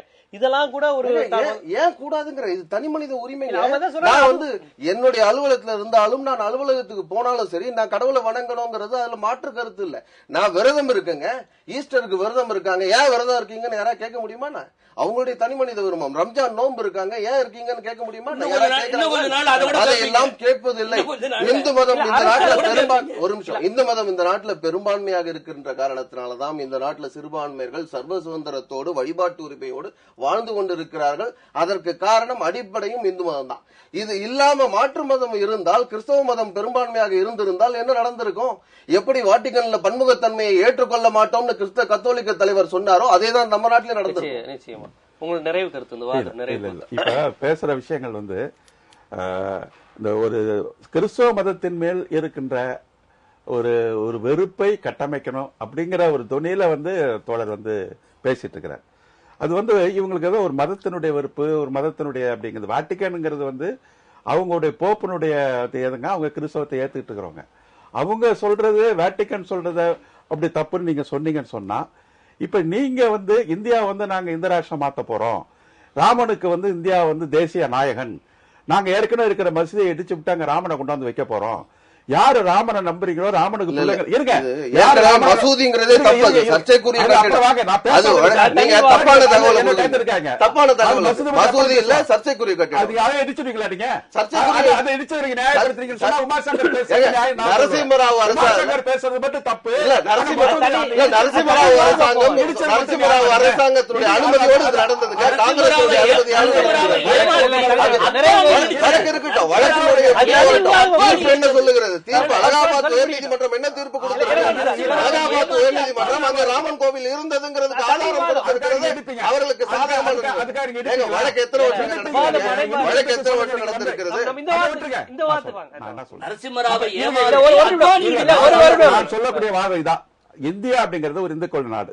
ராமனை வந்து யாரு கடவுளா ஏத்துட்டோமோ அவதான் இந்தியாவுடைய குடிமக்களா இருக்கணும். அப்போ நீங்க எல்லாம் மைனாரிட்டி மக்கள், அப்ப எங்களுக்கு கட்டுப்பட்டு தான் நீங்க இருக்கணும் அப்படிங்கிற ஒரு துணியில இவங்களே வந்து என்ன பண்றாங்கன்னா, எல்லா இந்துக்களுக்கும் நாங்க தான் தலைவருங்கிற மாதிரியும், பாதுகாவலர் எல்லா இந்துக்களுக்கும் இவங்க தான் வந்து ஒரு கலாச்சாரத்தை நிர்ணயிக்கிற மாதிரி இவங்க பேசுறாங்க. ஆனா எல்லா இந்துக்களுக்கும் இவங்க கிடையாது. காரணம் சொன்னா, இந்தியாவில் இருக்கிற ஆல் பொலிட்டிக்கல் பார்ட்டிஸ் வந்து கன்சிஸ்ட் ஆஃப் இந்துஸ் தான். இவங்களை தவிர பாக்கி எந்த பார்ட்டியும் இவங்க கருத்தை ஏத்துக்கலாம். ஆல் பொலிட்டிக்கல் பார்ட்டிஸ், அது நீங்க காங்கிரஸ் இருந்தாலும் சரி, எல்லா கட்சியுமே எல்லா அவங்களும் இந்துக்கள் தானே அந்த கட்சியில இருக்காங்க. அவங்களும் வந்து உங்களை ஏத்துட்டு எல்லாத்துக்கும் நீங்க நான் தான் குத்தகை எடுத்தேன்னு என்ன சொல்றேன்னா, நீங்க வந்து இந்தியாவே ஒரு இந்துக்கள் நாடு, இந்துக்களுடைய கடவுளை ஏத்துட்டு இருக்கணும். சிறுபான்மை மக்கள்லாம் நாங்க வந்து நாங்க தான் உங்களுக்கு பாதுகாப்பு கொடுக்கிறோம், இவங்க பாதுகாப்பு கொடுக்கல. இந்திய அரசியல் அமைப்பு பாதுகாப்பு கொடுக்குது. இங்க மெஜாரிட்டி மைனாரிட்டி எல்லாம் பிரச்சனை கிடையாது. டெமோக்ரஸினுடைய உண்மையான மீனிங் என்ன தெரியுமா? மெஜாரிட்டி மைனாரிட்டி இல்ல, டெமோக்ரஸியுடைய உண்மையான அர்த்தம் ஈக்குவாலிட்டி. இந்த ஈக்குவாலிட்டி எல்லாருக்கும் கொடுக்கணுங்கிறதுக்காக சிறுபான்மை மக்களுக்கான ப்ரொடெக்ஷன் கொடுத்து வச்சிருக்கு, அரசியல் சட்டம் கொடுத்து வச்சிருக்கு. டெமோக்ரஸி இருக்கிறதுக்கு காரணமே இந்துக்கள் மெஜாரிட்டி தான். இந்துக்கள் மெஜாரிட்டி மெஜாரிட்டி இருக்கிறதுனால தான் டெமோக்ரஸி இருக்கு. இல்லன்னா வேற எந்த நாட்டிலும் வேற எந்த மதத்தை சார்ந்தவர்கள் பெரும்பான்மையாக இருக்கிறவர்கள் சனாதன தர்மம் நீங்க இந்துன்னு சொல்ல வேண்டாம். மைனாரிட்டி ஒரு மெஜாரிட்டி மக்களை வந்து இந்துக்கள் அடக்கி வச்சிட்டு இருக்கு. இது இந்துக்களுடைய மதமே கிடையாது, இந்துக்கள் பேரே கிடையாது. இப்ப பிரிட்டிஷ்கார வரதுக்கு முன்னாடி இந்துங்கிறது சனாதன தர்மம். அதை நான் இந்துன்னு சொல்ல மாறாதுங்கிறதா சனாதன தர்மம். சனாதன தர்மம் மாறாது. நீங்க பேசாதீங்க, நீங்க பேசாதீங்க. நான் பேசணும், நான் பேசுறேன். அதாவது நான் சொல்றேன் சனாதன தர்மம் என்னங்கிறது. நான் என்ன சொல்றேன், என்னென்ன தெரியாம நீங்க பேசக்கூடாது. என்ன வர்ணாசிரம தர்மத்தை பத்தி என்ன தெரியும் உங்களுக்கு? நான் சொல்ற வர்ணாசிரமம் பத்தி நீங்க சொல்லக்கூடிய வர்ணாசிரமம், நீங்க சொல்லக்கூடிய வர்ணாசிரமத்தை என்ன நான் சொல்றேன். அதெல்லாம் தாழ்த்தப்பட்ட சமுதாயத்தை இந்து மதத்தை சார்ந்தவன் நாங்க வர்ணாசிரமம் சொல்ல வேண்டிய அவசியம் இல்ல. ஒரு கிறிஸ்தவ மதத்தை சார்ந்தவர். உங்க மதத்தை பத்தி நான் பேசுறேன். நான் என்ன சொல்றேன், உங்க மதத்தை பத்தி நான் பேசுறேன். நான் என்ன பேசுறேன், கிறிஸ்தவ மதத்துல உலகம் ஏற்றுக்கொள்ளாத, உலகம் முழுக்க அழிந்து போன மதமாக இன்றைக்கு கிறிஸ்தவ மதம் இந்த நாட்டில் வந்து தூக்கி பிடிக்கக்கூடியவர்களாக இருந்து கொண்டிருக்கிற காங்கிரஸ் சார்ந்தவர்களாக நீங்க இருந்து கொண்டிருக்கிறீங்க. உமாசங்கரை ஒரு நல்ல மனிதனை, நல்ல IAS ஆபீசரை, ஒரு நல்ல உமாசங்கரை மதம் பேரை சொல்லி மதம் மாற்றுகிறவர்கள், ரேஷன் கார்டு கொடுத்து பணம் கொடுத்து பல ஆயிரம் கோடி செலவு பண்ணி பல மாநிலங்களில் மதம் மாற்றுகிற இவர்கள் வேண்டுமென்றே தேர்தலுக்காக நடத்துகிற நாடகம் இது. தேர்தலுக்காக நடத்துகிற நாடகம். நான் திருப்பி சொல்கிறேன், சங்கராச்சாரியாருடைய பீடத்தை நான் நேரடியாக பார்த்திருக்கிறேன். சங்கராச்சாரியார் மேலே உட்கார்ந்திருப்பார், நான் வணங்குகிறேன். அவர் ஒரு மத தலைவர், போற்றுகிறேன். ஏர்னஸ்ட் பால் வணங்குகிறேன், போற்றுகிறேன். அவர் கீழே கோபாலசாமி உட்கார்ந்து சட்டையெல்லாம் அவுத்துட்டு மிகப்பெரிய நாமம் கொண்டு சாஷ்டாமாக விழுந்து வணங்குது ஒரு IAS ஆபீசர் விழுந்து வணங்குது நான் போற்றுகிறேன். நான் அதை குற்றமாக சொல்லவில்லை. ஆனால் அதே கோபாலசாமி எந்திருந்து அவர் சொல்லுவதுதான் தத்துவம், அதை கடைபிடிப்பவன் தான் மனிதன் என்று அன்றைக்கு விளக்கம் கொடுத்து கிட்டத்தட்ட 1.5 மணி நேரம் பேசினாரே அந்த கோபாலசாமி ஐயர் IAS. அவரை கண்டிக்கவில்லை, அவரை வெளியே போய் நடவடிக்கை எடுக்கவில்லை. தனக்கு பைத்தியம் பிடிக்க போகிறது, தான் தூக்கு போட்டுக்கு போல போறேன் என்று சொல்லி இன்னொரு கடவுளை கும்பிட்டவர். பாவம் ஒரு பக்கம் பழி ஒரு பக்கம் போட்டு ஒரு வீட்டிலே இருந்து சாமி கும்பிட்டவரை இவர்கள் RSS பஜரங்கத்தளும் சேர்ந்து அடித்து துவைத்து காரை உடைத்து குடும்பத்தை உடைத்து குடும்பத்தை நிறைவு பண்ண தமிழக போலீசாரும் அவர் கொடுத்த பெட்டிஷன் எடுத்துக்கல, அவர் பெட்டிஷன் எடுத்துக்கல, அது கேட்பாதற்கு கிடக்கிறது. அதுல அரசியல் இருக்குங்கிறீங்க. உங்களோட நிறைவு கருத்து சுருக்குமா இருக்கும்? என்னுடைய நிறைவு கருத்து தான் நாங்க தெளிவா சொல்றோம். அதாவது இப்போ ஒரு இந்த இந்து மதங்கிறது பிற மதத்தின் மேல ஒரு ஹேட்ரட வெறுப்புகளை வளர்ப்பதற்கான காரணங்களை தேடிட்டு இருக்கிறாங்க அதிகாரத்தை வச்சுக்கிட்டு. அதுல இப்ப இவர் ஒரு பிள்ளையடாக ஆயிருக்கிறார். ஆனா நான் ஒட்டுமொத்தமா நான் சொன்ன விஷயம் சொன்னா, மதம் அப்படிங்கிறது அது இந்து மதமா இருந்தாலும் சரி, கிறிஸ்தவ மதமா இருந்தாலும் சரி, முஸ்லீம் மதமாக இருந்தாலும் சரி, அது அவரவருடைய வீட்டுக்குள்ள இருக்கிற நம்பிக்கை. அது ஒரு அரசுக்கு வருவதோ, அரசாங்க அலுவலகத்துக்கு வருவதோ, அது ஆட்சியினுடைய கொள்கையாக மாறுவதோ, இதுதான் இந்த இந்துக்களுடைய தேசமாக இதை மாற்றுவேன் என்று சொல்வது அப்படிங்கிறதோ ஒரு செக்குலர் கான்செப்டுக்கும் சமூக நீதிக்கும் இந்தியாவுடைய கான்ஸ்டிடியூஷனுக்கும் எதிர்ப்பான ஒரு மக்கள் விரோத ஒரு கோட்பாடு. அந்த அடிப்படையில இப்ப இவரு பண்ண மத விஷயங்கள்ல இவருக்கு பண்றதுக்கு உரிமை இருக்கு, பேசுறதுக்கு உரிமை உண்டு. இருந்தாலும் ஒரு அதிகாரிங்கிற முறையில அவர் ஒரு பிரச்சாரகராக மாறுவது அப்படிங்கிறது தவறுங்கிற விமர்சனத்தை சொல்லிட்டு, ஆனால் அவரை எதிர்ப்பதற்கு இவங்க சொல்லுகின்ற உள்நோக்கம் என்கிறது இங்க ஒரு கிறிஸ்டியானிட்டி ஹேட்ரட காட்டுறதுக்காகத்தான் இதை செய்யறாங்க. பெரும்பாலும் எந்த மதமும் அரசு நிர்வாகத்தை தலையிட. அதாவது பிஜேபி கடந்த காலத்திலும் சரி இப்பவும் சரி வெறுப்பின் அடிப்படையிலே அரசியல் ஆதாயம் தேடுகிறது என்பது நம்ம கடந்த காலத்துல இருந்து பார்த்துட்டு இருக்கோம். அதுல ஒரு அம்சமா தான் இப்போ உமாசங்கர் மேல நடவடிக்கை. என்னை பொறுத்த வரைக்கும் உமாசங்கர் மேல எந்த தவறும் இல்லைன்னு நான் கருதுறேன். ஒருவேளை கோர்ட்டுக்கு போனார்னா அவர் போவார்னு நினைக்கிறேன். அந்த கோர்ட்ல நம்ம பார்த்து கொள்ளலாம்.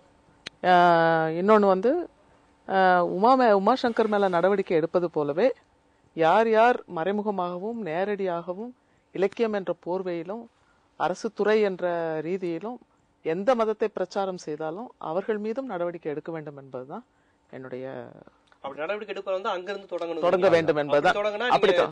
அப்படி தொடங்கணும் முடியாது, அதனாலதான் சொல்றேன். இன்றைய விவாத அரங்கம் நிகழ்ச்சியை பொறுத்தவரை பொதுவாக இந்த உமாசங்கர் என்கின்ற அந்த நபர் மீது இப்போது எடுக்கப்பட்டிருக்கிற நடவடிக்கையில் பின்னால் என்ன இருக்கிறது, மதம் இருக்கிறதா, இல்ல அவர் செய்த மத பிரச்சாரம் இருக்கிறதா, அரசு நிர்வாகம் போன்ற பல்வேறு பிரச்சனைகள் இருக்கிறதா என்பது குறித்து விரிவாகவே பேசினோம். எது எப்படியாக இருந்தாலும் இந்தியா ஒரு மதச்சார்பற்ற நாடு, மதச்சார்பற்ற தன்மையோடு தான் அரசு நிர்வாகம் செயல்பட வேண்டும். அது கிறிஸ்தவர்களாக இருந்தாலும் இந்துக்களாக இருந்தாலும் அவ்வாறுதான் இருக்க வேண்டும். அவ்வாறுதான் இருக்கிறதா என்பதை பல்வேறு தரவுகளுடன் ஆதாரங்களுடன் இங்கு வந்திருந்த ஆளுமைகள் விவரித்தார்கள். எது எப்படியாக இருந்தாலும் ஒரு மதச்சார்பற்ற தன்மையுடன் அனைத்துக்கும் செயல்படுகிற ஒரு நடுநிலைத்தன்மையுடன் அரசு நிர்வாகம் இருந்தே ஆக வேண்டும் என்கின்ற தன்மை இங்கு ஆழமாக பேசப்பட்டது. இந்த விவாத அரங்கில் கலந்து கொண்டு பல்வேறு கருத்துக்களை எடுத்துரைத்த இந்து முன்னணி இயக்கத்தினுடைய முக்கிய பிரமுகர் இளங்கோவன் அவர்களுக்கும், சமூக சமத்துவ மக்கள் இயக்கத்தினுடைய நிறுவனரும் தலைவரும் ஆகிய சிவகாமி IAS அவர்களுக்கும், திராவிடர் விடுதலை கழகத்தினுடைய பொதுச் செயலாளர் விடுதலை ராஜேந்திரன் அவர்களுக்கும், காங்கிரஸ் கட்சியினுடைய மூத்த பிரமுகர் எர்னஸ்ட் பால் அவர்களுக்கும் எங்களுடைய விவாத அரங்கம் நன்றியை தெரிவித்துக் கொள்கிறது. மீண்டும் விவாத அரங்கம் நிகழ்ச்சியில் சந்திக்கும் வரை உங்களிடமிருந்து விடைபெறுவது ஜீவசகாப்தம்.